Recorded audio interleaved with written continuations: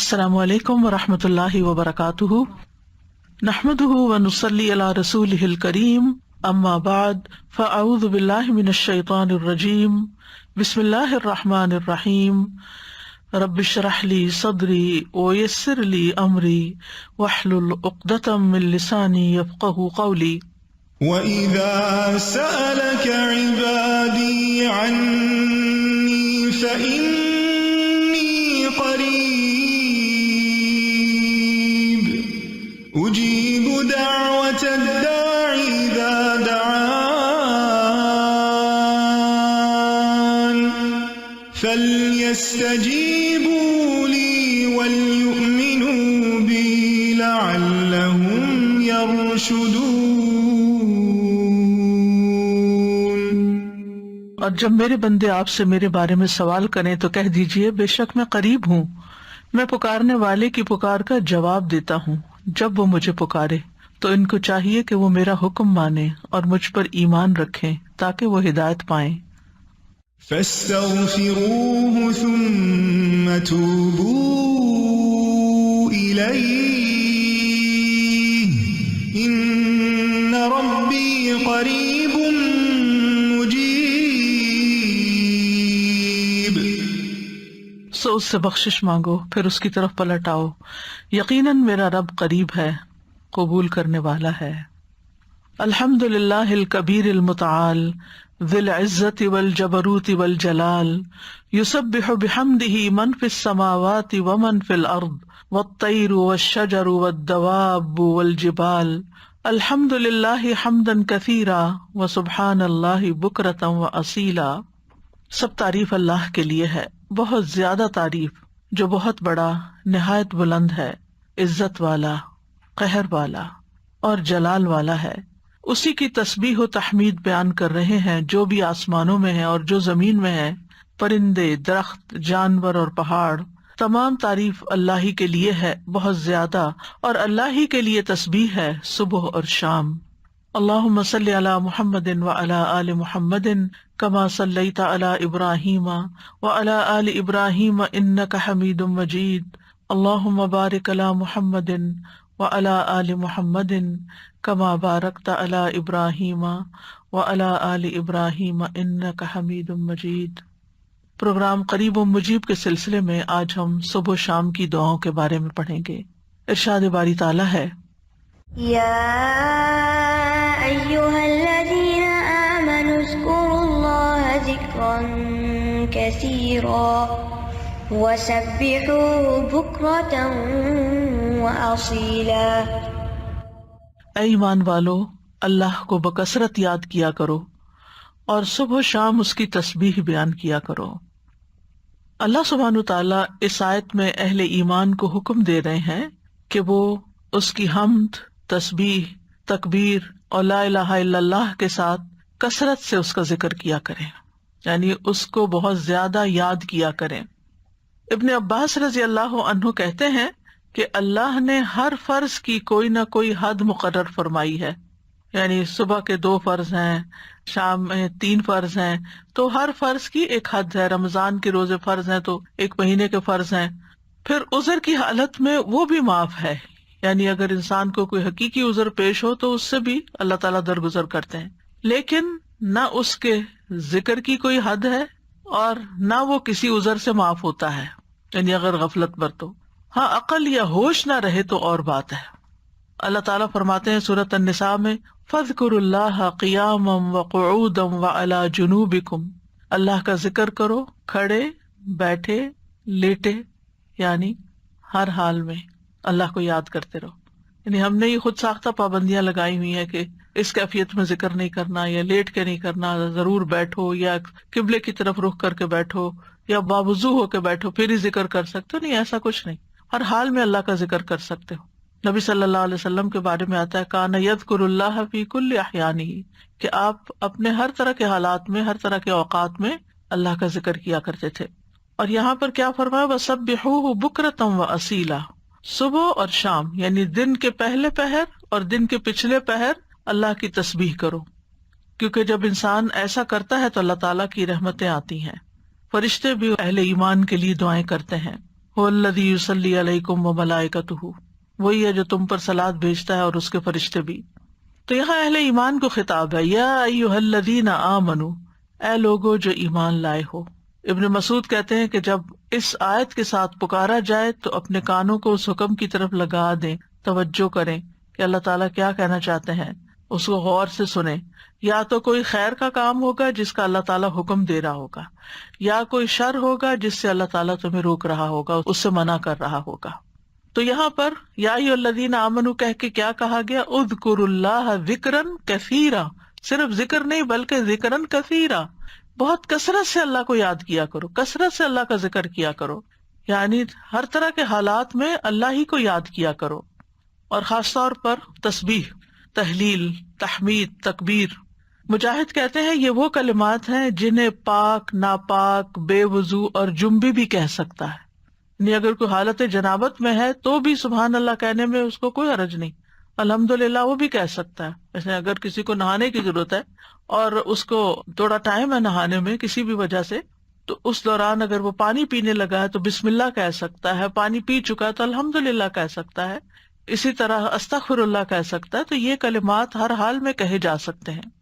پھر دل کے اخلاص کے ساتھ ذکر کرنا چاہیے، یعنی ذکر کثیر کا معنی کیا گیا وہ ذکر جو اخلاص کے ساتھ کیا جائے، یعنی صرف کوانٹٹی میں ہی زیادہ نہ ہو بلکہ اس کی کوالٹی اچھی ہو۔ کوالٹی اچھی ہونے کا مطلب کیا ہے؟ دل سے کیا گیا۔ کثیر کا اپوزٹ قلیل ہوتا ہے، تو قلیل ذکر کون سا ہے؟ جو منافقین کرتے ہیں، ولا یذکرون اللہ الا قلیلا، کہ وہ اللہ کو بہت تھوڑا یاد کرتے ہیں، یعنی زبان سے اوپر اوپر سے کر دیتے ہیں لیکن دل سے نہیں کرتے۔ اور یاد تو ہوتی بھی دل میں ہے، یاد کسی کی بھی دل میں ہوتی ہے تو زبان پہ آتی ہے۔ اور دوسرے لفظوں میں کثیر کے مقابلے میں قلیل ذکر کیا ہے کہ انسان بس صرف صبح و شام کے اذکار کرے، نمازوں کے بعد ذکر اذکار کرے، اور مختلف حالات میں جیسے کھانا کھایا یا مخصوص اذکار جو ہیں صرف ان کی پابندی کرے۔ لیکن ذکر کثیر اس کے برعکس کیا ہے کہ انسان ان خاص مواقع کے علاوہ بھی ہر حال میں اللہ کو یاد کرتا رہے، اللہ کی یاد اس کے دل میں تازہ رہے۔ اور یہ ایک ایسا عمل ہے، یعنی ایک ایسی عبادت ہے کہ اس پر عمل کرنے والا آرام کی حالت میں بھی، لیٹے ہوئے بھی، بیٹھے ہوئے بھی، چلتے پھرتے اللہ تعالیٰ کو یاد کر سکتا ہے۔ یعنی باقی کام کرنے کے لیے جیسے نماز ہے یا قرآن ہے تو اس کے لیے پھر آپ کو ایک ایفرٹ کرنی پڑتی ہے۔ خالی سبحان اللہ، الحمدللہ، اللہ اکبر پڑھنے میں تو آپ کو کوئی ایفرٹ بھی نہیں کرنی، صرف زبان ہلانی ہوتی ہے۔ اور انسان اگر اس چیز کا عادی ہو جائے اللہ کے ذکر کا تو پھر اس کی زبان بری باتوں سے بھی پاک رہتی ہے اور اس کی زبان سے اچھے الفاظ ہی نکلتے ہیں۔ اور یہ جو ہم نے اپنے اوپر ایک ڈسپلن کے لیے پابندی لگائی تھی کہ کم از کم 100 دفعہ استغفار دن میں کرنی ہے، کم از کم 100 دفعہ سبحان اللہ پڑھنا، ٹھیک ہے، لیکن اس کا یہ مطلب نہیں کہ 100 دفعہ گنتی پوری ہوگی تو اب اس کے بعد کوئی پابندی لگ گئی ہے، آگے بس دروازہ بند ہے اور اس سے آگے نہیں جا سکتے۔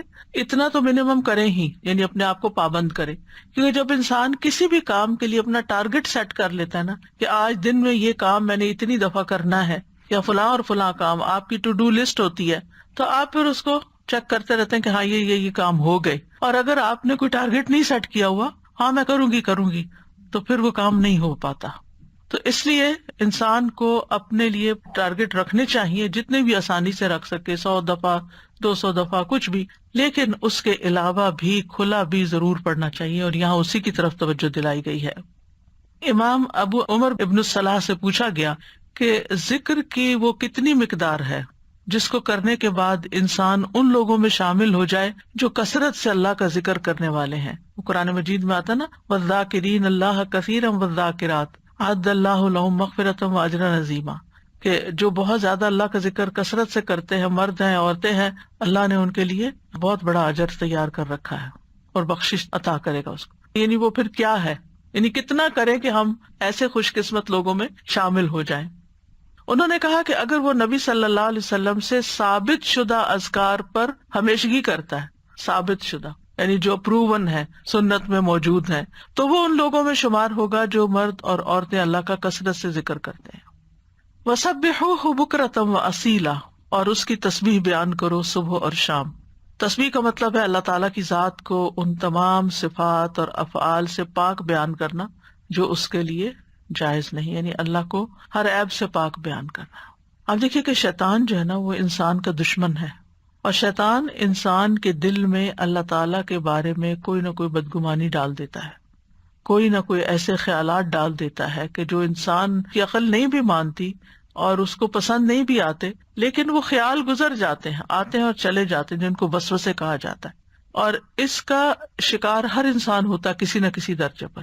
سورۃ قاف میں اللہ تعالیٰ فرماتے ہیں وَنَعْلَمُ مَا تُوَسْوِسُ بِهِ نَفْسُهُ، اور ہم جانتے ہیں جو اس کا نفس اس کو وسوسے ڈالتا ہے، انسان کے اندر جو اندر سے اٹھتے ہیں یا شیطان کی ڈالی ہوئی نجاست ہوتی۔ اب اس کا توڑ کیا ہو؟ کیا اب انسان پریشان ہو کے بیٹھا رہے؟ کچھ لوگ بے حد پریشان رہتے ہیں کہ ہمیں وسوسے آتے ہیں۔ وسوسے ہر ایک کو آتے ہیں، لیکن ان کا پیچھا نہیں کرنا چاہیے اور ان کو جھٹک دینا چاہیے۔ جیسے آپ کہیں سے گزر رہے، آپ کے کپڑوں پہ گرد و غبار پڑ گیا تو آپ کیا کرتے ہیں؟ جھٹک دیتے ہیں۔ بس وسوسوں کو جھٹکتے چلے جائیں، ان کو ٹھہرنے نہ دیں۔ دوسرا یہ ہے کہ اللہ سبحانہ تعالیٰ کی تسبیح بیان کریں کہ اللہ تعالیٰ یہ جو برے خیالات آتے ہیں آپ ان سب سے پاک ہیں، تو تسبیح اس کا علاج ہے، تسبیح اس کا اینٹیڈوٹ ہے۔ اور پھر خاص طور پر بکرتم و اصیلا، پہلے پہر اور پچھلے پہر، دن کے ابتدائی حصے میں اور دن کے پچھلے حصے میں۔ بکرا کا لفظ جو ہے یعنی عام طور پر علماء اس کو سورج نکلنے تک کے وقت کو بکرا کہتے ہیں، اس کو یوں ڈیفائن کیا گیا۔ اور اصیلا جو ہے عصر اور مغرب کا درمیانی وقت ہے، یعنی قبل طلوع الشمس و قبل غروبها، سورج نکلنے سے پہلے اور سورج غروب ہونے سے پہلے کا وقت جو ہے یہ اذکار کا وقت ہے۔ اور سبحوہ میں بعض علماء نے سبحہ کا مطلب یہاں نماز فجر اور نماز عصر بھی لیا ہے۔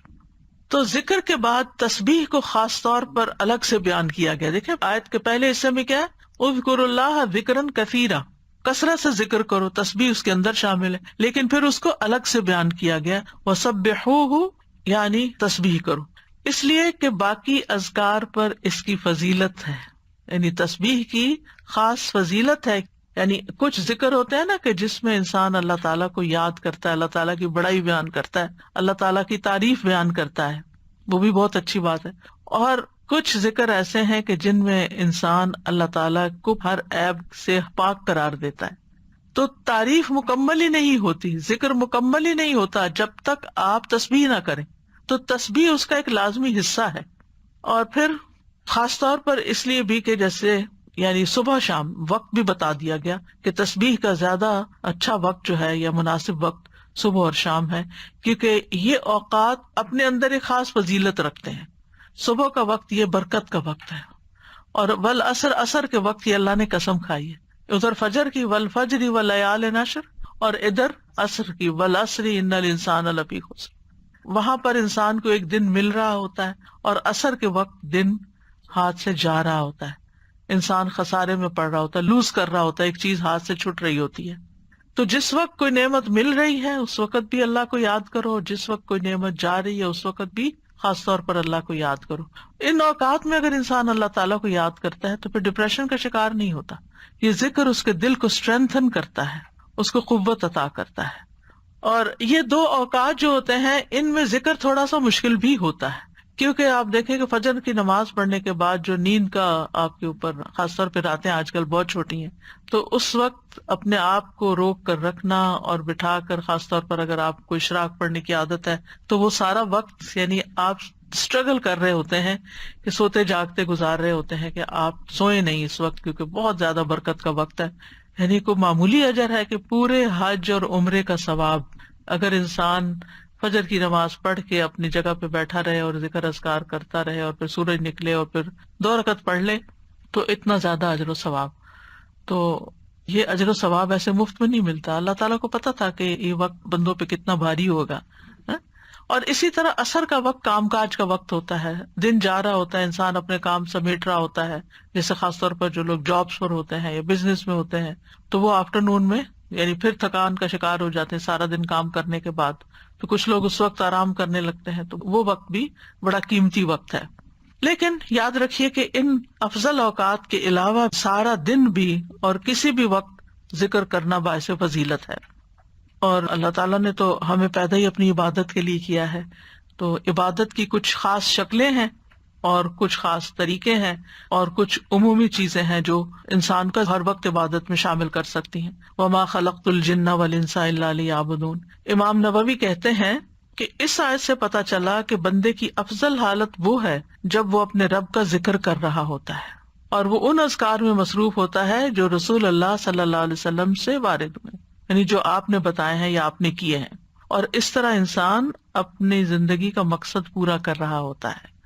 اس کے علاوہ ہم دیکھتے ہیں کہ تمام مخلوقات اللہ کا ذکر کرتی ہیں. تسبح لہ السماوات السبع، ساتوں آسمان اللہ کی تسبیح بیان کرتے ہیں. کبھی ہمیں خیال نہیں آیا آسمان کی طرف دیکھتے ہوئے کہ یہ تسبیح کر رہا ہے، اور یہ نہیں، ساتوں کے ساتوں کر رہے ہیں. والارض، یہ زمین جس پہ ہم چلتے ہیں، جس پہ ہم چیزیں اگاتے ہیں اور جس پہ گھر بناتے ہیں، یہ زمین بھی اللہ کی تسبیح بیان کرتی ہے.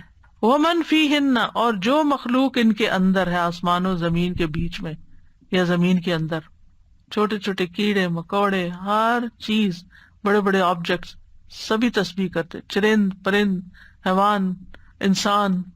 پھر فرمایا وَإِن مِّن شَيْءٍ إِلَّا يُسَبِّحُ بِحَمْدِهِ، اور کوئی چیز نہیں مگر وہ اس کی حمد کے ساتھ اس کی تسبیح کرتی ہے. وَلَٰكِن لَّا تَفْقَهُونَ تَسْبِيحَهُمْ، لیکن تم ان کی تسبیح کو سمجھتے نہیں ہو، یعنی ان کی اپنی زبانیں، ان کی اپنی بولیاں ہیں. إِنَّهُ كَانَ حَلِيمًا غَفُورًا، بے شک وہ ہمیشہ سے بے حد بردبار، نہایت بخشنے والا ہے. داؤد علیہ السلام کے بارے میں ہم جانتے ہیں کہ ان کے ساتھ پرندے اور پہاڑ تسبیح کیا کرتے تھے. وَسَخَّرْنَا مَعَ دَاوُودَ الْجِبَالَ يُسَبِّحْنَ وَالطَّيْرَ، ہم نے داؤد کے ساتھ پہاڑوں کو مسخر کیا جو تسبیح کرتے تھے. فرشتے تسبیح کرتے ہیں. وَالْمَلَائِكَةُ يُسَبِّحُونَ بِحَمْدِ رَبِّهِمْ وَيَسْتَغْفِرُونَ لِمَنْ فِي الْأَرْضِ، فرشتے اپنے رب کی حمد کے ساتھ تسبیح کرتے ہیں اور زمین والوں کے لیے بخشش کی دعائیں کرتے ہیں. حاملین عرش جو ہیں وہ خاص طور پر اللہ کا ذکر کرتے ہیں. ان سب میں آپ دیکھیے، چاہے زمین آسمان کی ہر چیز ہو، چاہے فرشتے ہوں، چاہے پیغمبر ہوں، سب کے ساتھ تسبیح کا لفظ آ رہا ہے کہ تسبیح کرتے ہیں، یعنی خالی ذکر نہیں آیا بلکہ تسبیح آیا ہے. تو اس سے بھی تسبیح کی فضیلت پتہ چلتی ہے. سبحان اللہ و بحمدہ سبحان اللہ العظیم، تسبیح بیان کرنا یعنی اللہ تعالیٰ کو ہر عیب سے پاک قرار دینا کہ اس میں کوئی نقص نہیں، کوئی کمی نہیں، وہ پرفیکٹ ہے، کوئی عیب نہیں، اس کا کوئی فیصلہ غلط نہیں، اس کا کوئی حکم، اس کا دین، ہر چیز صحیح ہے، جو بھی اس نے بنائی ہے پرفیکٹ بنائی ہے. تو الذین یحملون العرش ومن حولہ یسبحون بحمد ربہم، جو فرشتے عرش اٹھائے ہوئے ہیں اور جو اس کے ارد گرد ہیں، سب اپنے پروردگار کی حمد کے ساتھ اس کی تسبیح کر رہے ہیں، یعنی سارے کے سارے تسبیح کرتے ہیں. اور جہاں تک ذکر کا تعلق ہے تو قرآن مجید میں ذکر کا لفظ بھی آتا ہے، یعنی عمومی ذکر، تسبیح کے علاوہ جو بھی ذکر ہو، اللہ اکبر ہو، الحمدللہ ہو، لا الہ الا اللہ ہو، یا اور جو اذکار ہمیں بتائے گئے صبح شام کے. تو دیکھیے کہ مومنوں کی جو مختلف صفات بیان ہوئی ہیں ان میں صرف ذکر کے ساتھ کثرت کا لفظ آیا ہے. یہ سورۃ الاحزاب کی آیت نمبر 35 ہے نا، ان المسلمین والمسلمات والمؤمنین والمؤمنات والقانتین والقانتات والصادقین والصادقات والصابرین والصابرات والخاشعین والخاشعات والمتصدقین والمتصدقات والصائمین والصائمات والحافظین فروجہم والحافظات والذاکرین اللہ کثیرا والذاکرات. یعنی ساری صفات اپنی جگہ ہیں کہ وہ مسلمان ہیں، مومن ہیں، فرما بردار ہیں، سچے ہیں، صبر والے ہیں، عاجزی کرنے والے ہیں، صدقہ کرنے والے ہیں، روزہ دار ہیں، اپنی شرمگاہوں کی حفاظت کرتے ہیں اور اللہ کا کثرت سے ذکر کرتے ہیں. تو اس سے بھی اندازہ لگائیں کہ ذکر کی کتنی اہمیت ہے کہ ذکر میں کثرت چاہیے. باقی چیزیں تو اپنے اپنے وقت پر ہوں گی، لیکن اللہ کے پسندیدہ وہ ہیں جو ذکر میں کثرت کرتے ہیں. جیسا کہ سورۃ آل عمران میں آتا ہے، الذین یذکرون اللہ قیاما وقعودا وعلی جنوبہم، جو اللہ کو یاد کرتے رہتے ہیں کھڑے بھی، یعنی کچھ کام ہم کھڑے ہو کے کرتے ہیں، کھڑے ہو کے تھک جاتے ہیں تو وقعودا بیٹھ جاتے ہیں اور پھر لیٹ جاتے ہیں. تو چاہے کھڑے ہوں، چاہے بیٹھے ہوں، چاہے لیٹے ہوں، وہ ذکر نہیں چھوڑتے، ہر حال میں ذکر کرتے رہتے ہیں. یہ ان کی صفت ہے، یعنی ذکر کے لیے صرف کوئی وقت یا جگہ مخصوص نہیں ہے بلکہ ہر حال میں. اور پھر جو اس کا اجر ہے، نبی صلی اللہ علیہ وسلم فرمایا، کیا میں تمہیں تمہارا بہترین عمل نہ بتاؤں جو تمہارے مالک کے نزدیک اچھا اور پاکیزہ عمل ہے اور تمہارے درجات میں سب سے زیادہ بلند ہے؟ سونا چاندی کے خرچ کرنے سے بہتر ہے، اللہ کی راہ میں جہاد کرتے ہوئے تمہارے کفار کی گردنیں مارنے اور ان کے تمہاری گردنیں مارنے سے بھی افضل ہے. صحابہ نے عرض کیا کیوں نہیں؟ آپ نے فرمایا اللہ تعالیٰ کا ذکر. یعنی بعض اوقات انسان سوچتا ہے نا کہ میں تو کچھ کر نہیں پا رہا، لوگ تو بڑے بڑے نیکی کے کام کر جاتے ہیں، اتنے مالدار ہیں، وہ اتنا صدقہ خیرات کرتے ہیں. خاص طور پر انسان جب ایسی چیریٹیز کے بارے میں سنتا ہے جو لوگ بہت آگے بہت بڑے بڑے کام کرتے ہیں، تو انسان سوچتا ہے کہ میرے پاس تو کچھ ہے ہی نہیں کرنے کے لیے، میں تو ان کے برابر کبھی آ ہی نہیں سکتا. کچھ لوگ ہر سال حج عمرے پہ چلے جاتے ہیں، انسان سوچتا ہے میں تو یہ بھی نہیں کر سکتا. اسی طرح کچھ لوگ اور بڑے بڑے کام کر رہے ہوتے ہیں، خدمت خلق کے بڑے کام کر رہے ہوتے ہیں. آپ کبھی کبھی پڑھتے ہیں نا کہ مخصوص شخصیات کے بارے میں، اس نے اتنے ہزار لوگوں کو مسلمان کیا، انسان سر پکڑ کے بیٹھ جاتا ہے کہ ہم نے تو ایک کو بھی نہیں شاید کیا. تو اسی طرح فلاں شخص نے اتنے 100 مسجدیں افریقہ میں بنوا دی، کہتے ہم نے کیا کیا. تو اپنا بہت ہی چھوٹا لگتا ہے بھی چھوٹا، ایسا کچھ نہیں.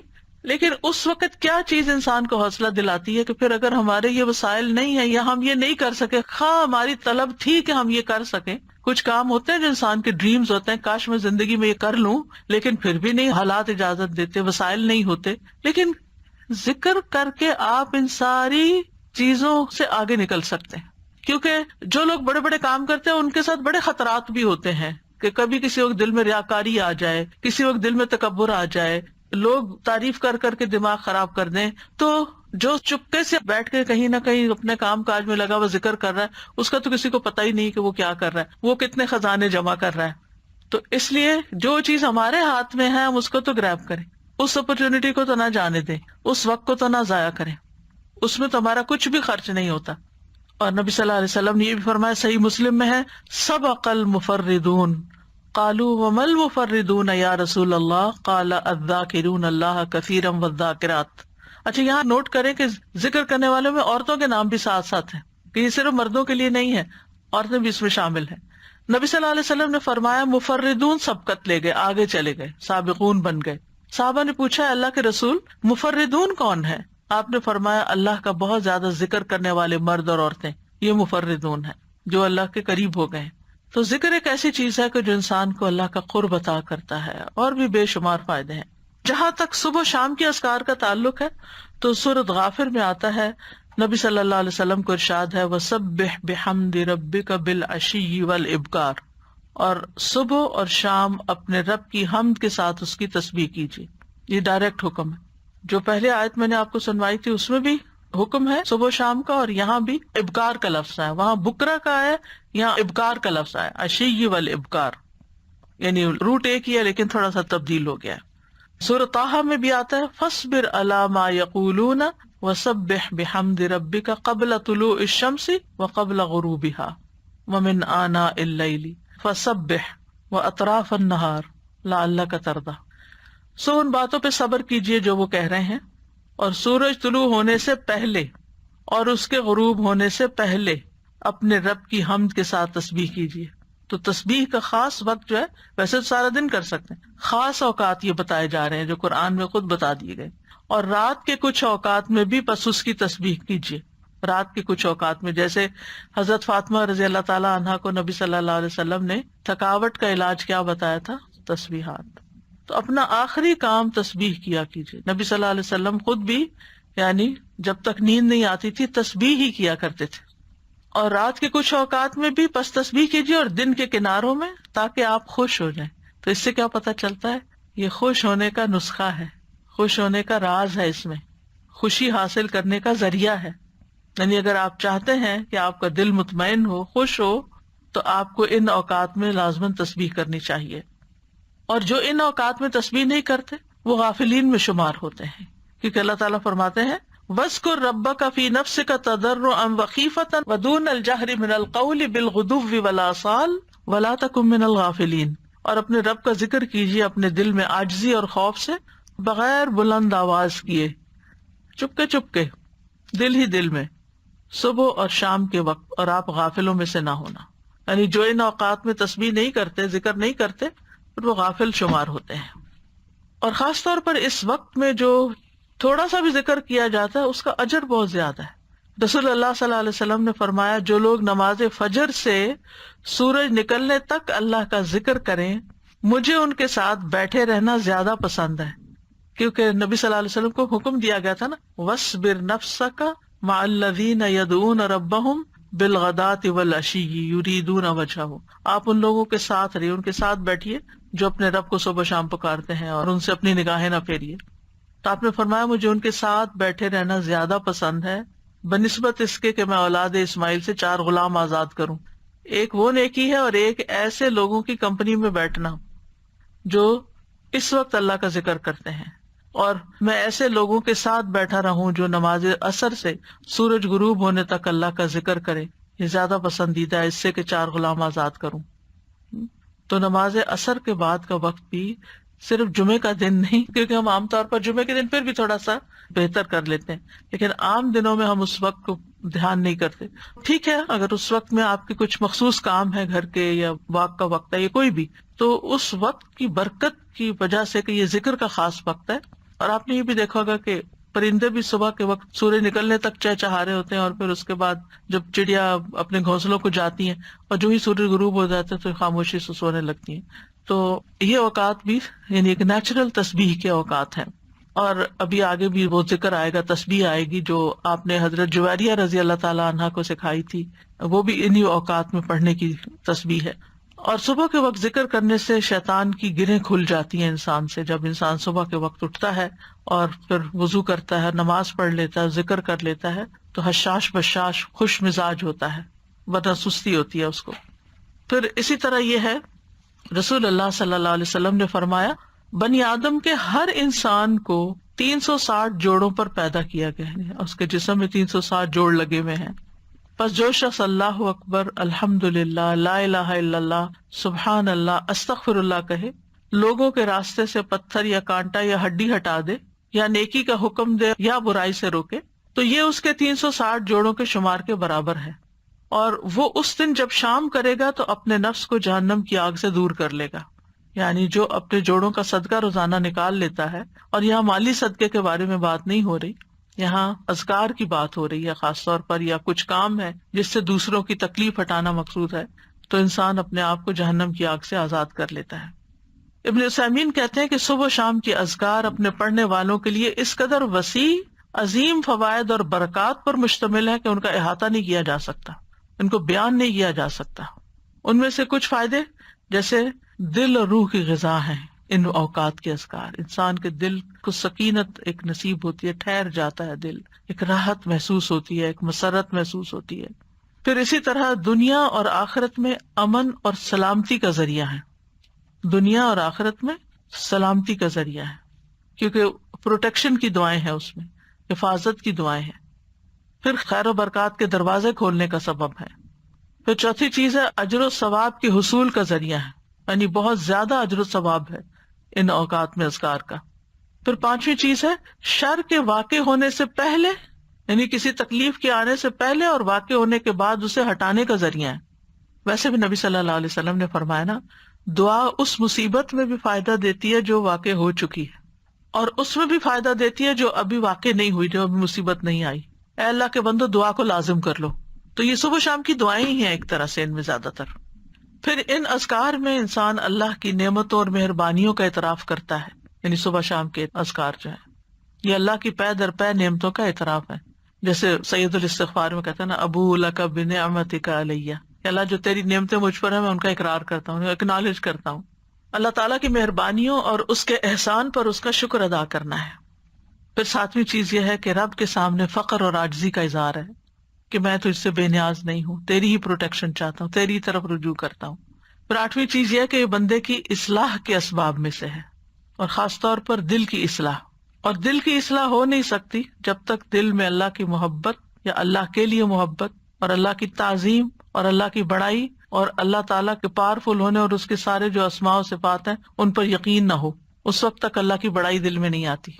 ابن عباس کہتے ہیں کہ جو شخص صبح شام کے اذکار پر حفاظت کرے، سچائی، ایمان اور اللہ پر بھروسہ اور اعتماد کرتے ہوئے یہ اذکار کرے، اور یہ دعائیں جن معنی پر دلالت کرتی ہوں ان کے لیے انسان کا سینہ کھلا ہوا ہو، تو یہ سے جادو اور دیگر مصیبتوں کے واقع ہونے سے پہلے ان کے شر سے بچانے کا سب سے بڑا سبب ہے، اور تکلیف واقع ہو جائے تو ان کو ہٹانے کا بھی سب سے بڑا سبب ہے، یعنی ان کو چھوڑنا نہیں چاہیے۔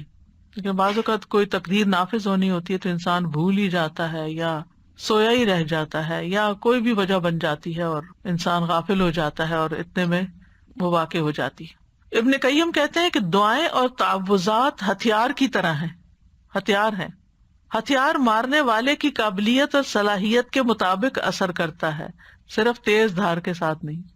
یعنی آپ کے پاس کیسی بھی سورڈ ہو، آپ کے پاس کیسی بھی گن ہو، لیکن اگر آپ کو چلانی نہیں آتی تو فائدہ نہیں ہے۔ جب ہتھیار کامل ہو اور اس میں عیب نہ ہو، اور وہ بازو طاقتور ہو جو ہتھیار چلاتا ہے، اور رکاوٹ نہ پائی جاتی ہو، تو اس ہتھیار کے ساتھ دشمن کے لیے تاثیر واقع ہوگی اور وہ دشمن کو بھگا دے گا، زخمی کر دے گا۔ اگر ان چیزوں میں سے کسی میں کوئی کمی ہو جائے تو تاثیر بھی کم ہو جائے گی۔ کون کون سی چیزیں؟ ہتھیار بھی اچھا، عیب بھی نہ ہو، اور چلانا بھی صحیح آتا ہو۔ آپ نے عام طور پہ سنا ہوگا لوگ کہتے ہیں کہ ہم خود نہیں رقیہ کر سکتے، کسی راقی کے پاس جانے کی کیا ضرورت ہے، ہم بھی کر سکتے، وہی ضرور کرو، کسی نے منع تو نہیں کیا۔ لیکن بعض اوقات جو راقی ہوتے ہیں نا، ان کا جو یقین ہوتا ہے، ان کا جو انداز ہوتا ہے، ان کی جو آواز ہوتی ہے، اس کا اثر ہی کچھ اور ہوتا ہے۔ چلے رقیے کو آپ چھوڑیں، عام جو زبان میں بات کرتے ہیں، مثلا ایک شخص کہتا ہے ادھر آؤ، بچے کو کہتے ہیں ادھر آؤ، وہ سنتا ہی نہیں، تو اس کہتا ہے ادھر آؤ، تو وہ ڈر کے مارے آ جاتا ہے۔ کہنے والے کے کہنے میں بڑا فرق بھی ہوتا ہے اور اس کا اثر بھی فرق ہوتا ہے۔ کچھ لوگوں کی بات لوگ آسانی سے مان جاتے ہیں اور کچھ کی تو بالکل نہیں مانتے، ہم سب جانتے ہیں۔ گھر میں بھی عام طور پہ دیکھا گیا کہ ماں کی بات کا اثر اور ہوتا ہے، باپ کی بات کا کچھ اور ہوتا ہے، کبھی وائس ورسا بھی ہوتا ہے۔ لیکن یہ ہے کہ فرق ہے ایک بندے کے ذکر کرنے اور پڑھنے اور جن بھوت کو بگانے اور دوسرے بندے کے بگانے میں۔ جو خود ہی جنوں بھوتوں سے ڈرتا ہو وہ بگائے گا کہاں سے؟ تو جو ایسا کام کرنے والے ہوتے ہیں نا، اللہ نے ان کو خاص صلاحیتیں دی ہوتی ہیں اور خاص ٹیکنیکس بھی دی ہوتی ہیں اور سجھائی ہوتی ہیں، ان کے دل میں ڈالی ہوتی ہیں۔ بعض اوقات وہ کوئی کسی کو نقل نہیں کر رہے ہوتے، وہ جو ان کے دل میں آتا ہے اس کے مطابق وہ بیان کرتے جاتے، پڑھتے جاتے ہیں مریض کے حسب حال، کیونکہ ہر مریض فرق ہوتا ہے، ان کا ایکسپیرینس بھی فرق ہوتا ہے کہ کیا چیز فائدہ دیتی کیا نہیں دیتی۔ جب تک آپ کے ہتھیار صحیح نہ ہو نا، یعنی کہ آپ کے پاس اسکلز نہ ہو، اور آپ کو دل مضبوط نہ ہو، بہادری نہ ہو اندر۔ استاذہ جی جیسے نا بچے آج کل نئی ٹیکنیک سے کوئی بھی ہو تو کہیں گے آپ کو تو یوز کرنا نہیں آتا، آپ کو متاثر کرتے ہیں نا آپ کو، یعنی کہ جی امپریس کرتے ہیں، اور پھر جب آپ کو وہ حاوی چیز ہوتے ہیں یوز آپ پر۔ کرنے آ جاتی تو آپ خود حاوی ہو جاتے۔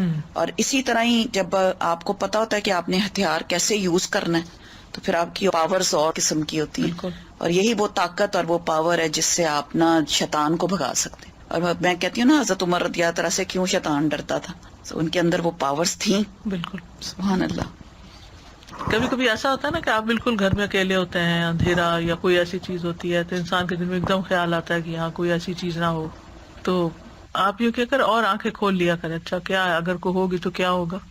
سر جی آپ نے ایک دفعہ بتایا تھا نا کہ ذرا سی تھوڑی آواز کے ساتھ ڈانٹا جائے تو پھر ڈر خود نکل جاتا ہے، تو 2-3 دفعہ اس طرح سے ہوا، تو الحمدللہ ذرا سی آواز زور کر کے کہ ہمارا گھر ہے، ہم رہتے ہیں، جو بھی مخلوق ہے وہ تنگ نہ کرے، مطلب اپنے آپ کو زیادہ باروب بنا کے اور ڈر نکال کے ان کو ڈرانا چاہیے، بالکل۔ تو الحمدللہ اس سے فرق پڑتا وہ ہے۔ متین ہاشمی صاحب ہوتے تھے کراچی میں، شاید آپ کے ہوتے ہوئے وہ لیکچر دینے آئے ہوں گے، انہوں نے ایسی بہت سی ٹیکنیکس بتائی تھی۔ وہ جنات کا علاج کرتے تھے اور ان کی آواز بھی اتنی ٹھہری ہوئی تھی، کوئی غصہ بھی نہیں کرتے تھے، کچھ نہیں۔ تو وہ کہتے تھے کہ جہاں کوئی ایسا مسئلہ ہو تو میں جا کے کہتا ہوں کہ دیکھیں ہم اشرف المخلوقات ہیں، ہم انسان ہیں اور آپ کا کوئی حق نہیں یہاں رہنے کا، میں آپ کو حکم دیتا ہوں یہاں سے چلے جائیں، اور وہ چلے جاتے تھے۔ تو بہرحال یہ تعوذات جو ہیں اور صبح شام کے اذکار جو ہیں، یا تو شر کے اسباب کو واقع ہونے سے روک دیتے ہیں، یا پھر وہ ان کے درمیان اور ان کی کامل تاثیر کے درمیان رکاوٹ بن جاتے ہیں، اسباب اور اثر کے بیچ میں رکاوٹ بن، یعنی وہ چیز آ تو رہی ہوتی ہے مگر اس کا اثر جلد ختم ہو جاتی ہے، اور جتنا تعوذ کبھی ہوگا اتنا ہی اثر بھی کبھی ہوگا۔ دعا جو ہے وہ تقدیر بدل دیتی ہے۔ ابن عثیمین کہتے ہیں دعا تقدیر کو ٹال دیتی ہے، صبح شام کے اذکار دعاؤں اور تعوذات کا ایک مجموعہ ہے، اور دعا تقدیر کو ٹالتی ہے، اور اللہ کبھی تقدیر کا فیصلہ صادر کرتا ہے اور اس کے لیے ایک سبب مقرر کرتا ہے، سبب مقرر کرتا ہے، یعنی تقدیر نافذ ہونے کے لیے کوئی وجہ، ذریعہ، جو اس تقدیر کے آگے رکاوٹ بن جاتی ہے۔ ٹھیک ہے، تو دعا بھی انہیں اسباب میں سے ایک سبب، یعنی تقدیر بھی اللہ نے بنائی، وہ اتر رہی ہے تقدیر، اور اس کو ہٹانے کا سبب بھی اللہ نے بنایا ہے، اور وہ اسباب میں سے ایک سبب کیا ہے؟ یہ دعائیں، یعنی وہ آتی ہیں اور دعائیں اس کو پیچھے دھکیل دیتی ہیں۔ اللہ نے یعنی صرف تقدیر نہیں بنائی، اللہ نے اس کو ٹالنے کا ذریعہ بھی بنایا ہے، اسباب بھی بنائے، اور دعا ان میں سے ایک سبب ہے، سمپل سے۔ امام نووی کہتے ہیں دعا مصیبت کو ہٹانے اور رحمت کو پانے کا ایک سبب ہے، یعنی ایک ہتھیار ہے. پہلے بات ہوئی نا کہ ہتھیار ہے دعا. جیسے ڈھال ہتھیار کے حملے کو روکنے کا سبب ہے، جیسے ڈھال تلوار کے حملے کو روکنے کا سبب ہے، اور پانی زمین سے نباتات اگانے کا سبب ہے. بارش ہوتی ہے تو زمین ہری بھری ہو جاتی ہے، تو یہ سبب ہے نا. زمین کے اندر پوٹینشیل تھا، لیکن جب تک پانی نہیں آیا تو وہ دبی رہی. جب جو ہی پانی آیا تو اس نے اپنا اندر کا سب باہر نکال دیا. تو دعا اور مصیبت ایک دوسرے کا مقابلہ بھی کرتے ہیں. تو تقدیر سے بچاؤ کے لیے ہتھیار اٹھانا ضروری ہے. تو اللہ نے تقدیر بھی بنائی ہے، تقدیر کو ٹالنے کا سبب بھی بنایا ہے. ابن قیم کہتے ہیں کہ صبح شام کے اذکار زرہ کے قائم مقام ہے. اب آپ دیکھیں کتنے انہوں نے مختلف سبب اور فائدے بتائے نا. جیسے جیسے زرہ موٹی ہوگی ویسے ویسے اس کو پہننے والا متاثر نہیں ہوگا. وہ زرہ بختر آپ کو معلوم ہے نا کہ وہ لوہے کا لباس جو لوگ اپنے آپ کو پروٹیکٹ کرنے کے لیے بلٹ پروف کہہ لیں. بلکہ زرہ کی طاقت یہاں تک پہنچ جائے گی کہ تیر واپس لوٹ جائے گا اور اسی کو جا کے لگے گا جس نے تیر چلایا تھا. یعنی اگر کوئی نظر لگانے لگا آپ کو اور آپ نے دعائیں پڑھی ہوئی ہیں تو وہ نظر کا اثر آئے گا اور پلٹ کے واپس جائے گا اور اسی کے اوپر لگ جائے گا، آپ کو نہیں نقصان دے گا. جی ہاں، بد دعا دیتا ہے اور آپ اس کے اہل نہیں ہیں تو وہ واپس اسی پہ پلٹتی ہے. ابن عثیمین کہتے ہیں صبح و شام کے اذکار حفاظت کرنے میں ان لوگوں کے لیے یاجوج اور ماجوج کی دیوار سے بھی زیادہ مضبوط ہیں جو ان کو حضور قلب کے ساتھ پڑھتے ہیں. ایک تو نا بے دھیانی میں پڑھنا، لیکن جو ان کو دھیان سے پڑھتے ہیں یہ یاجوج ماجوج کی دیوار سے بھی زیادہ مضبوط چیز ہے جو فتنے کو آنے سے روکتی ہے. صحابہ صبح و شام کے اذکار کی حفاظت کیا کرتے تھے. ابو وائل فرماتے ہیں ہم ایک دن صبح کی نماز پڑھنے کے بعد عبداللہ بن مسعود کی طرف گئے اور دروازے سے سلام کیا تو انہوں نے ہمیں اجازت دے دی، مگر ہم تھوڑی دیر دروازے کے ساتھ ٹھہرے رہے تو ایک لونڈی آئی اور اس نے کہا آپ اندر کیوں نہیں آ رہے؟ پھر ہم اندر داخل ہوئے تو ابن مسعود بیٹھے تسبیحات کر رہے تھے. انہوں نے کہا تمہیں اندر آنے سے کس چیز نے روکا جبکہ میں نے تمہیں اجازت دے دی تھی؟ ہم نے کہا کوئی بات نہیں سوائے اس کے کہ ہم نے سوچا کہ گھر والوں میں سے شاید کوئی سو رہا ہو. تو ابن مسعود نے فرمایا کیا تم نے ابن ام عبد کے گھر والوں کے بارے میں غفلت کا گمان کیا؟ تم سمجھتے ہو ہم اس وقت سو رہے ہوتے ہیں؟ کیا سونے کا وقت ہے یہ؟ راوی نے کہا پھر ابن مسعود نے تسبیح شروع کر دی یہاں تک کہ انہوں نے گمان کیا کہ سورج نکل آیا. تو لونڈی سے فرمایا دیکھو کیا سورج نکل آیا؟ اس نے کہا ابھی نہیں نکلا. پھر تسبیح شروع کر دی. پھر انہیں خیال ہوا کہ سورج نکل رہا ہے. پھر کہا جاؤ دیکھو سورج نکل آیا. تو اس نے دیکھا کہ سورج نکل چکا تھا. ابن مسعود کہتے ہیں الحمدللہ الذی اقالنا یومنا ھذا ولم یہلکنا بذنوبنا. سب تعریف اللہ کے لیے جس نے آج ہم سے درگزر کیا اور ہمارے گناہوں کی وجہ سے ہمیں ہلاک نہیں کیا. کیونکہ تسبیحات جب کرتے ہیں تو گناہ بھی معاف ہوتے ہیں نا. تو اس سے یہ پتہ چلتا ہے کہ صحابہ کرام اپنے وقت سے کیسے فائدہ اٹھاتے تھے. تو یہ اوقات جو ہیں ان میں نہ تو آپ اپنا سیل فون کھولیں اور نہ ہی آپ اپنا کوئی اور ایسا کام کریں کہ جس کی کوئی خاص ضرورت نہ ہو. کوشش کریں کہ اس وقت جس مسئلے پہ نماز پڑھی ہے وہیں بیٹھے رہے. لیکن اگر کوئی مجبوری ہے، بچوں کا ناشتہ بنانا ہے، ہسبینڈ نے کام پہ جانا ہے یا کچھ، تو خاموشی سے اپنا کام کریں اور ساتھ ساتھ اپنے اذکار جاری رکھیں، ان کو نہ روکیں. یعنی اس وقت ڈانٹ ڈپٹ اور ادھر ادھر آوازیں دینا، چیخنا چلانا گھر وہ نہ ہو. یعنی ایک احترام کا وقت ہو کہ یہ اذکار کا وقت ہے. خود بھی کریں اور بچوں کو بھی اس کا پابند بنائیں، گھر والوں کو بھی تاکید کریں. اب اس میں حضرت ابن مسعود کا عمل آپ دیکھیں. ان کو اندر بلا لیا، وہ نہیں آ رہے تو ان کو بلایا اندر آ جاؤ. اندر آ گئے، تھوڑی سی بات کی اور اپنا ذکر جاری رکھا. یہ نہ کوئی بد اخلاقی ہے نہ کوئی بدتمیزی ہے. یہ کسی گھر جانے کا تو وقت نہیں ہے، لیکن شاید کسی کام سے آئے ہو یا علم کے لیے کچھ پوچھنے آئے ہو، کیونکہ فقیہ بھی تھے ابن مسعود، تو ان سے ہو سکتا کوئی مسئلہ دریافت کرنے آئے ہو. اللہ عالم، وضاحت نہیں ملتی کہ وہ آئے کیوں تھے سب. لیکن انہوں نے اپنے وقت کی قدر کی اور اس وقت میں جو کام کرنا تھا وہ پورا کیا. ہمارا حال کیا ہے کہ ذرا ادھر سے کوئی بلایا ادھر سے وہ ڈسٹریکٹ ہو کے اپنے اذکار چھوڑ دیتے. یہ نہیں کرنا. یعنی بچوں کو بھی پتا ہونا چاہیے کہ اس وقت کچھ پڑھ رہے ہیں. یعنی اشارے سے سبحوہ بکرۃ واسیلا اشارہ کر دے اور 2-4 دفعہ کریں کہ بچوں کو پتا ہوگا کہ یہ وقت اماں جو ہے وہ ذکر کرتی ہیں، بات نہیں کرتی، تو مجھے ویٹ کرنا ہے. پھر اسی طرح وہ کہتے ہیں کہ بہت سے لوگ اس میں کوتاہی کرتے ہیں، یہ وقت یا سونے میں گزار دیتے ہیں، سستی میں یا کمزوری میں یا گھٹیا کام کرنے میں، یعنی جو اس سے کم تر درجے کے کام ہوتے ہیں جو کسی اور وقت میں بھی ہو سکتے ہیں، لیٹر آن ہو سکتے ہیں. وہ کہتے ہیں کہ دن کا اول حصہ جوانی کے قائم مقام ہے، پچھلا بڑھاپے کے قائم مقام ہے. تو جو دن کے پہلے حصے میں دن کی لگام کو تھام لیتا ہے وہ سارا دن سلامت رہتا ہے اور نیکی کے کاموں میں اس کی مدد کی جاتی ہے اور دن میں برکت دی جاتی ہے. ابن قیم کہتے ہیں ایک دفعہ شیخ الاسلام ابن تیمیہ کے پاس میں موجود تھا. انہوں نے صبح کی نماز پڑھی، پھر وہ بیٹھ کر اللہ کی عبادت کرتے رہے اور ذکر کرتے رہے. تقریباً آدھا دن گزر گیا، میری طرف دیکھا اور کہا یہ میرا ناشتہ ہے، اگر میں یہ غذا نہ کھاؤں تو میری قوت ساکت ہو جائے، کچھ کر نہ سکوں۔ آپ کو پتا 35 جلدوں میں انہوں نے لکھا ہے فتاوا، ان کے فتاوا کو اکٹھا کیا گیا، پوری شیلف بھر جاتی ہے، بلکہ اس سے بھی بچ جاتی ہے، کتابیں دوسری شیلف میں رکھنی پڑتی ہیں۔ تو ہم سوچئے کہ اتنے بڑے بڑے کام لوگ کس طرح کر جاتے تھے اللہ کی مدد کے ساتھ، اور اللہ کی مدد اللہ کے ذکر کے ساتھ آتی ہے، اور خاص طور پر فجر کے بعد سونے کو جو ناپسند کرنا، کیونکہ وہ برکت کا وقت ہوتا تھا۔ ابن قیم کہتے ہیں سلف صالحین کے نزدیک یہ بات ناپسندیدہ اور مکروہ تھی کہ صبح کی نماز سے لے کر سورج کے طلوع ہونے تک انسان سوئے، یہ غنیمت کا وقت ہے۔ سورج نکل آئے پھر اپنا کام کاج کر کے اگر آپ دوبارہ ریسٹ کرنا چاہیں، کیونکہ راتیں چھوٹی ہیں تو پھر اور بات ہے۔ یہ وقت رزق کے نازل ہونے کا اور رزق بانٹنے کا وقت ہے، اس میں برکت نازل ہوتی ہے۔ اب اس کے بعد ہے صبح شام کے اذکار کے آداب جو ہیں وہ کیا ہیں۔ سب سے پہلی بات یہ کہ زبان اور حضور قلب کے ساتھ، دل اور زبان کی حاضری کے ساتھ ذکر کیا جائے۔ جب یہ دونوں چیزیں متحد ہو جاتی ہیں اور اذکار کرنے والا سچائی، یقین اور اللہ کے ساتھ اچھا گمان کرتے ہوئے ان کے معنی میں غور و فکر کرتے ہوئے پڑھتا ہے تو یہ پڑھنے والے کو فائدہ دیتی ہیں، اس پڑھنے والے کی حفاظت ہوتی ہے، اس سے مصیبتیں دور ہوتی ہیں۔ ابن قیم کہتے ہیں تمام اذکار سے افضل اور زیادہ مفید وہ ذکر ہے جس میں زبان اور دل ساتھ ہوں، جو بول رہے ہیں وہ آپ کا دل سمجھ بھی رہا ہے اور اس کے موافق ہوں، اور وہ نبوی اذکار سے ہوں، یعنی سنت سے ثابت ہوں، اور ذکر کرنے والا معنی اور مقصد سمجھتا ہو۔ پھر اسی طرح ان اذکار کا وقت جو ہے طلوع فجر سے پہلے شروع ہو جاتا ہے اور طلوع شمس سے پہلے تک رہتا ہے، یعنی جو ہی اذان ہوتی ہے نا فجر کی اس وقت سے شروع ہو جاتا ہے سورج نکلنے تک۔ اور شام کے اذکار کا وقت عصر کے بعد سے لے کر رات کے اول حصے تک ہوتا ہے، مغرب کے وقت تک۔ اگر کسی سے یہ اوقات رہ جائیں، ان سے محروم ہو جائے، بھول گیا یا کوئی رکاوٹ بن گئی تو کوئی حرج نہیں۔ صبح کے اذکار چاش کا وقت ختم ہونے تک پڑھ لے اور شام کے اذکار رات کے ایک تہائی حصے تک پڑھ لے، لیکن یہ رخصت ہے، اصل وقت ان کا سورج نکلنے سے پہلے اور غروب ہونے سے پہلے کا ہی ہے۔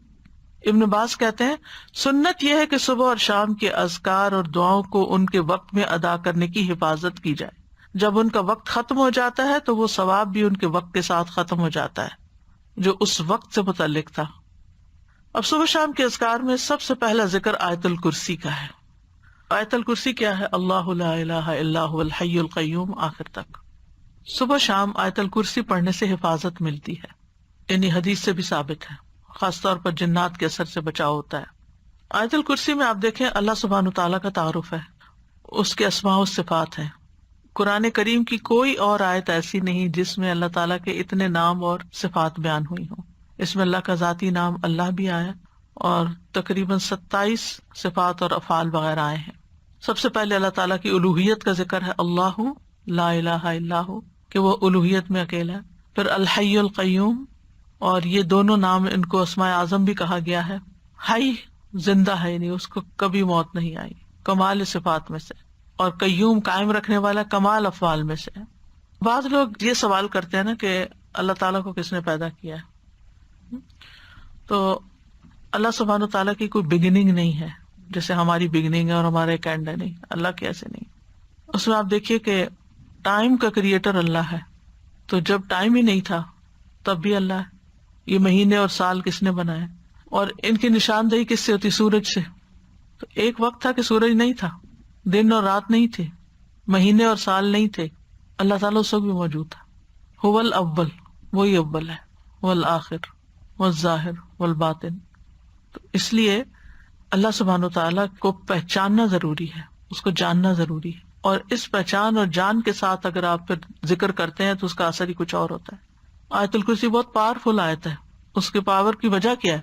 اس میں اللہ تعالیٰ کے نام اور صفات بیان ہوئے ہیں۔ لا تأخذہ سنۃ ولا نوم، نہ اس کو نیند آتی ہے نہ اونگ آتی ہے، ہلکی نیند بھی نہیں آتی، گہری نیند آتی ہی نہیں ہے۔ پھر ہر چیز کا مالک ہے، لہو ما فی السماوات و ما فی الارض، ہر چیز اسی کی ہے، ہر چیز اسی کے کنٹرول میں ہے۔ من ذا الذی یشفع عندہ الا باذنہ، کوئی اس کے ہاں سفارش بھی نہیں کر سکتا، اس کی جرات بھی نہیں کر سکتا مگر جس کو وہ خود اجازت دے، یعنی پورا پورا کنٹرول، اقتدار سب اسی کا ہے۔ یعلم ما بین ایدیہم وما خلفہم، اس میں اللہ تعالیٰ کے وسیع علم کی خبر دی گئی ہے کہ اللہ تعالیٰ بندوں کا ماضی مستقبل ہر چیز جانتا ہے. بندے اپنے بارے میں سب کچھ نہیں جانتے، اور جو جانتے ہیں وہ بھی ان کو یاد نہیں ہوتا.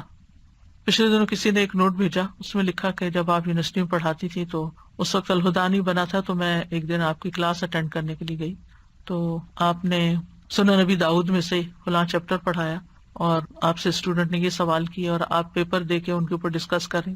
میرے کسی حافظے میں ہے ہی نہیں کچھ، مجھے بالکل یاد نہیں کہ ایک اسٹوڈنٹ نے آپ سے یہ سوال کیا تھا اور آپ نے اس کا یہ جواب دیا تھا، کچھ بھی یاد نہیں. ہمارا اپنے بارے میں یہ حال ہے کہ ہم اپنے آپ کو نہیں جانتے. ہم جو کچھ کر چکے ہم نہیں جانتے کہ ہم نے زندگی میں کیا کچھ کیا، تو ہم کسی اور کے بارے میں تو کیا جانیں گے. لیکن اللہ سب کچھ جانتا ہے. یعلم ما بین ایدیہم، جو فیوچر میں ان کے آگے آ رہا ہے، وما خلفہم، جو پیچھے گزر چکا ہے، سب پتا ہے اس کو. یہ اس کے وسیع علم کی ایک جھلک ہے. باقی ہر چیز کے بارے میں جو کچھ وہ جانتا ہے، وہ تو کوئی ایک پتا نہیں گرتا مگر وہ اس کو جانتا ہے. خشکی میں، سمندر میں، آسمانوں میں، زمین میں، کسی پتھر کے اندر ایک دانہ بھی چھپا ہوا تو مثقال ذرۃ فی السماء والارض ولا یحیطون بشیء من علمہ الا بما شاء. اور جو اس کا علم ہے اس میں سے کوئی اس کے علم کا احاطہ ہی نہیں کر سکتا مگر جتنا وہ چاہتا ہے. یعنی اس کے علم کا بہت تھوڑا حصہ انسانوں کو ملا. جیسے خضر اور موسیٰ علیہ السلام کے واقعے میں آتا ہے نا کہ وہ جب کشتی میں بیٹھے تو ایک چڑیا نے پانی کی چونچ میں لیا تھا کہ بندوں کا علم اللہ کے علم کے مقابلے میں ایسا ہی ہے جیسے چڑیا کی چونچ میں پانی اس سمندر کے مقابلے میں. وہ ساری مخلوق کا علم اتنا سا ہے، بس اس پر تو پھر ہم بھروسہ کرتے ہیں، اس علم کے اوپر ہم فخر کرتے ہیں، اور جو اللہ کا علم ہے اس کی طرف کبھی توجہ ہی نہیں کی. وسع کرسیہ السماوات والارض. اللہ کی عظمت کے ساتھ ساتھ اس کی مخلوقات کی عظمت کو بیان کیا گیا. یہاں کرسی جو اللہ کی مخلوقات میں سے ایک مخلوق ہے، وہ آسمان و زمین پہ چھائی ہوئی ہے، ہر چیز کو انکمپس کیے ہوئے. پھر جو اس کا بنانے والا ہے اس کی عظمت کیا ہوگی. اور کرسی جو ہے وہ رب تعالیٰ کے دونوں قدموں کی جگہ ہے. استاذہ جی مجھے خیال آ رہا تھا کہ اللہ سبحانہ تعالیٰ کے بارے میں اللہ سبحانہ تعالیٰ کے بھیجے ہوئے علم سے استفادہ کرنا یہ کتنی زیادہ ایک آنرڈ چیز ہے. تو ہم خود بھی اس آنر کو آنر نہیں کرتے، کیونکہ آپ دیکھیں کہ کوئی سمر سے یا کوئی پچھلے سال سے آپ کسی سے ملتے ہیں نا، کہتے ہیں اچھا ہم یہ فلاں یونیورسٹی کا یا آن لائن کورس کیا یا ہم نے یہ کیا یا ہم یہ کیا. تو آپ کیا کریں؟ نہیں، ہم تو بس لسنر بن کے یہاں کلاس اٹینڈ کر رہے ہوتے. We don't even honour this knowledge that has come from اللہ سبحانہ تعالیٰ کمپیئر ٹو کہ ایک چھوٹا سا کوئی سرٹیفکیٹ کورس، کوئی ٹیک کا کوئی کچھ کر دیا. ٹھیک ہے وہ بھی علم نافع ہوگا، لیکن اس کا فائدہ سامنے نظر آ رہا ہے نا، اس کا فائدہ جمع ہو رہا ہے، ابھی نظر نہیں آ رہا. جی تو بس یہ ہماری ویکنس ہوتی ہے کہ جو چیز ہمیں نظر آتی ہے ہم اس کو زیادہ ویلیو کرتے ہیں بنسبت اس کے کہ جو نظر نہیں آتی. سادہ جی پڑھنے اور نہ پڑھنے میں بھی بہت فرق نظر آتا ہے کہ جس دن نہیں پڑھتے، جس دن نہیں اٹینڈ کرتے، آن لائن ہوتے ہیں اور آن کیمپس ہوتے ہیں، اس کا بھی بہت فرق نظر آتا ہے. آپ کو روشنی ایسی ملتی ہے اور جس دن آپ نہیں پڑھتے اس دن آپ کو اندھیرا سا، سستی سی. And there are so many things I can tell. جیسے سورج نکلنے والا دن اور بادلوں والا دن ہوتا ہے نا، بالکل ایسا ہوتے تو دونوں دن ہیں. ولا یعودہ حفظہما، اور ان دونوں کی حفاظت اللہ تعالیٰ کو تھکاتی نہیں، بوجھل نہیں کرتی. یعنی آسمانوں اور زمین کی حفاظت اور ان کے اندر جو کچھ ہے وہ اللہ سبحانہ تعالیٰ کے کامل کنٹرول اور اقتدار میں ہے، اور وہ ان میں سے ہر چیز کی ٹیک کیئر کرتا ہے.